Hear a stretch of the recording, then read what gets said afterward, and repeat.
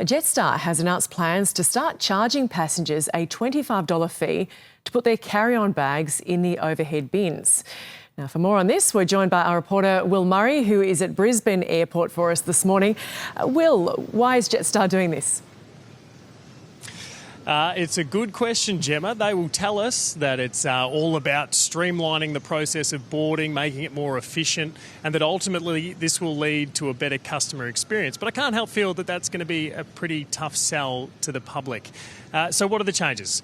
From February 2nd, you will still be able to travel on Jetstar flights without paying for check-in, but you'll have to pack your things in a very small bag that fits under the chair, something like a small backpack, a laptop bag, a handbag. But they're going to be less concerned about how much that weighs, and it's all going to be about the dimensions of that bag. Now, if it's not going to be enough, you need a bigger bag to put in the overhead lockers. You're going to have to pay for what's called priority carry-on. That'll give you 10 kilos across 2 bags, and it'll also let you board a little bit earlier than those without bags.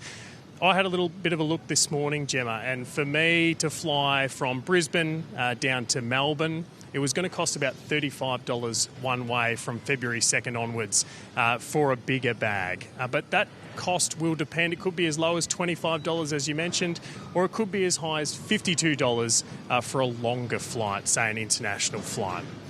Now, we tried to get someone on from Jetstar to explain the changes. They declined an interview, but they have sent us through a statement, which I'll read a little bit of. The CEO, Stephanie Tully, said that we know that weighing bags at the gate can be frustrating. So to make packing easier, we've removed the 7-kilo limit.